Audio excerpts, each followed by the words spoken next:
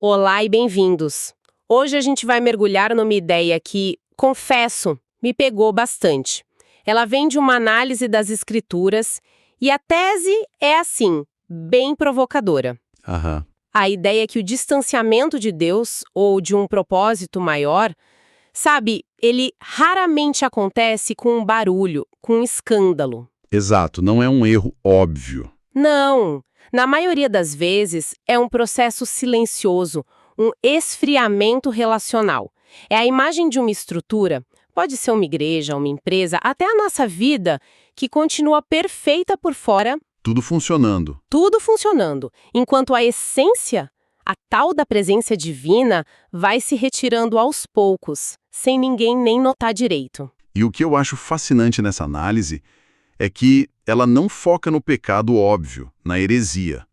Ela traça o que chama de um fio silencioso. Um fio silencioso. É, um fio que conecta três momentos muito distantes na Bíblia. Primeiro, uma fala quase de saudade de Deus em Jeremias. Depois, a visão dramática de Ezequiel, da glória abandonando o templo. Sei. E, por fim, séculos depois, um alerta de Cristo para uma igreja que era, em tese, perfeita, a igreja de Éfeso. Todos lidando com esse mesmo problema sutil. Exato. E a análise, então, ela meio que desenha uma linha. De um lado você tem a doutrina correta, os rituais, o trabalho duro. A performance. Isso. E do outro lado, o que o texto chama de relacionamento vivo. A pergunta que fica é por que essa distinção é tão crucial? As regras não deveriam, apoiar o relacionamento? Pois é. Onde é que essa conexão se perde? É isso que a gente precisa entender hoje. E essa é a grande questão, né? E, segundo a fonte, a primeira pista está nessa memória de Deus lá em Jeremias, capítulo 2. É uma passagem muito humana. Deus não fala como um rei ou um juiz. Ele fala como um marido, com saudade. Ele diz algo como: lembro-me da sua devoção quando você era jovem, como você me amava, me seguindo no deserto por uma terra não semeada. Peraí, então a saudade de Deus não era da obediência perfeita, dos sacrifícios, Não, era da disposição de segui-lo no desconhecido, no deserto. exatamente. E o cenário que a análise pinta aqui é muito forte, porque no deserto não tinha nada. Não tinha templo, não tinha organização, segurança. Nada. A única coisa que eles tinham era dependência. Era uma relação sem intermediários, sabe? Sem o manual. Precisamente. E é isso que a fonte define como o primeiro amor. Não é uma emoção de iniciante, uma ingenuidade. Não é a paixão que passa. Não, é uma questão de prioridade relacional. Deus era o centro. Por quê? Bom, porque não havia mais nada para ser o centro. A fé ainda não tinha virado um sistema, uma instituição. Era uma caminhada de confiança. E o problema, pelo que entendi, começa quando eles chegam e a vida se organiza. Aí que mora o perigo. O paradoxo do sucesso, como você disse antes. Eles constroem o templo, organizam tudo. Exato. E aí acontece uma inversão. Sutil, mas fatal. Os meios começam a ser confundidos com os fins. Ah, O templo, que deveria ser o lugar do encontro, lentamente se torna um substituto da presença. A ortodoxia, a doutrina correta, que devia proteger o relacionamento. vira o próprio relacionamento. Exato. As pessoas passam a ter orgulho do templo, da doutrina, em vez de terem orgulho de quem tudo aquilo representava. Mas isso não é quase inevitável. Uma tendência humana. A gente cria instituições para proteger uma ideia e, com o tempo, a gente está só protegendo a instituição. Acho que a análise aponta mais para o risco constante do que para uma falha inerente. O alerta é para não deixar a estrutura ficar mais importante que a vida que ela deveria abrigar. Entendi. É como amar a aliança de casamento mais do que o cônjuge. A aliança é um símbolo, não a relação em si. E quando essa confusão acontece, a análise nos leva para um dos pontos mais perturbadores da Bíblia. A visão de Ezequiel, capítulo 10. E a fonte ressalta isso, que ela é assustadora não pelo que acontece, mas pelo que não acontece. Não tem fogo, não tem terremoto. É só Uma partida. uma partida lenta, deliberada. O texto quase nos convida a assistir em câmera lenta. A glória de Deus que essa presença avassaladora começa a se mover. E o ponto de partida é crucial. A análise fala que a glória primeiro se levanta de sobre o propiciatório. Nos lembra rapidinho o que é isso, porque o lugar exato parece muito importante aqui. Com certeza, o propiciatório era a tampa da Arca da Aliança. Era considerado literalmente o trono de Deus na Terra, o epicentro da presença dele. O lugar mais sagrado do universo para eles. Exatamente. A glória a sair desse ponto específico é como um rei abdicando do trono e saindo do palácio. É o primeiro passo, e já é o mais dramático possível. Uau. Ok, ela sai do trono. E depois? Depois, ela se move até o limiar, a entrada do templo, e para ali. Faz uma pausa. Sim. Em seguida, atravessa o pátio e vai até a porta oriental do complexo, e para de novo. E por fim, no capítulo seguinte, a visão mostra a glória subindo e abandonando a cidade de Jerusalém por completo. E o ponto que a análise martela aqui é que, durante todo esse processo, nada desmorona. Nada. O templo não racha, o altar não pega fogo, os sacerdotes continuam os sacrifícios, o coral canta, a cidade segue a rotina. Tudo normal. Por fora, tudo absolutamente normal. O que não continua é a presença. A alma da operação foi embora. É o que a fonte chama de uma implicação teologicamente devastadora. A estrutura pode ficar de pé, perfeitamente funcional, mesmo quando a essência já partiu. Nossa! O templo não cai, ele só perde o sentido. Vira uma casca vazia. É como um grande teatro, sabe? Com a melhor acústica do mundo. Mas a orquestra fez as malas e foi embora. O prédio ainda está lá, imponente, mas a música acabou. Isso. Essa imagem é muito forte. Uma normalidade vazia.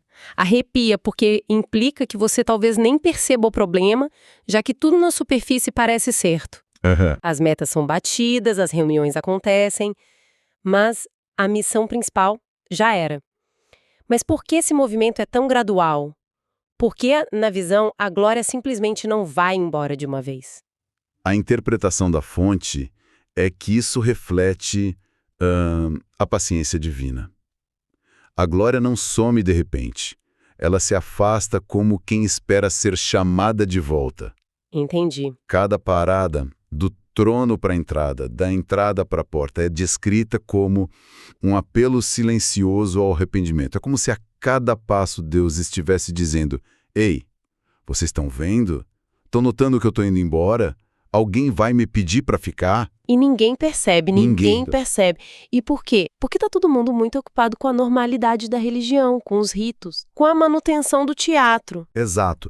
E isso ilustra o grande perigo de abandonar o primeiro amor. Ele não gera escândalo, ele gera normalidade. Ele te transforma um especialista em manter o prédio limpo e você esquece que o objetivo era a música. Mas felizmente a história não termina com o prédio vazio para sempre. A Hannah Ellis faz questão de mostrar a contrapartida, anos depois, em Ezequiel 43. Exato.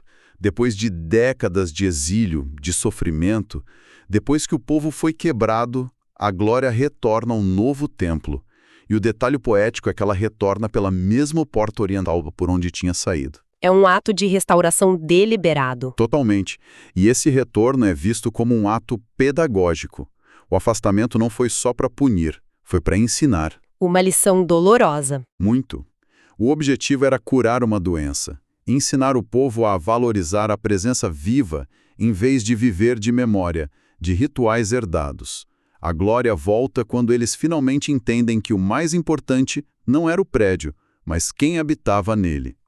Ok. Depois dessa análise de Ezequiel, eu não esperava que a fonte fosse pular direto para o Apocalipse. Como é que eles conectam um templo em Jerusalém com uma igreja cristã em Éfeso? Qual é a ponte? A ponte é o mesmo diagnóstico. O fio silencioso continua. A gente vai para Apocalipse capítulo 2. Cristo está ditando uma carta para a igreja de Éfeso. E é quase um relatório de performance. E a avaliação é boa, né? Brilhante. Ele elogia a igreja pelo trabalho duro, pela perseverança, pela doutrina impecável. Eles eram tão bons em teologia que conseguiam identificar e expulsar falsos apóstolos.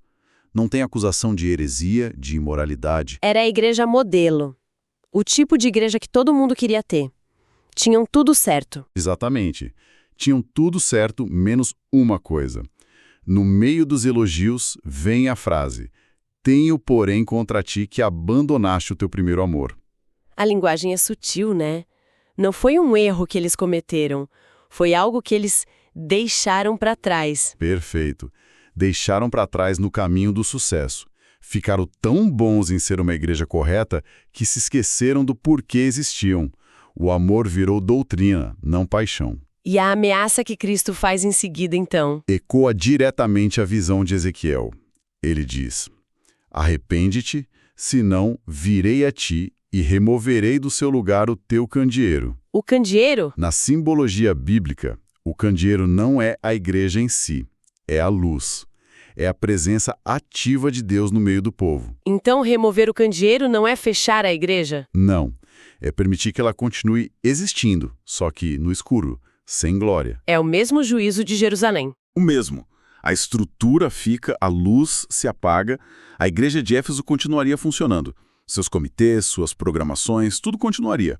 Correta, ativa, ocupada, mas deixaria de ser o lugar onde a presença de Deus habita com prazer. A análise usa uma frase aqui que é um soco no estômago.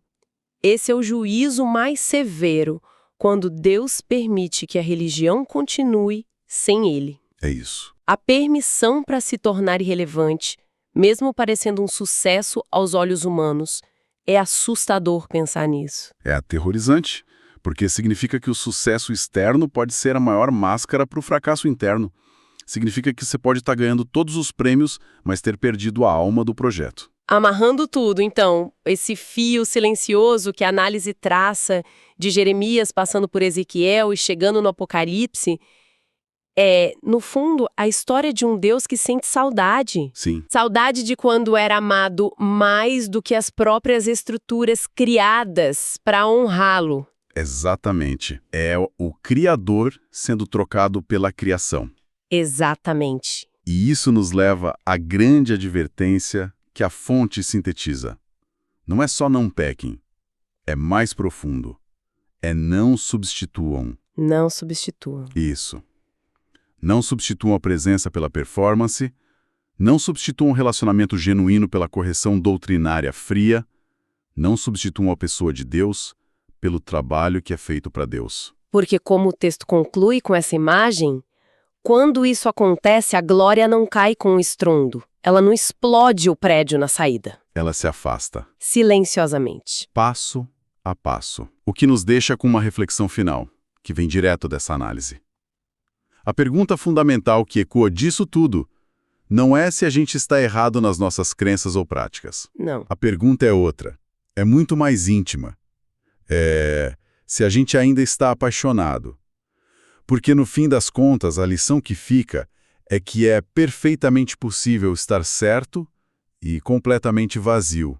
Essa é uma ideia que fica ressoando. Ela força uma pergunta difícil. Será que estamos medindo as coisas certas? A gente mede frequência, orçamento, correção. Mas a fonte pergunta: a gente está medindo paixão? E como se mede isso? Talvez essa seja a pergunta que fica para cada um de nós.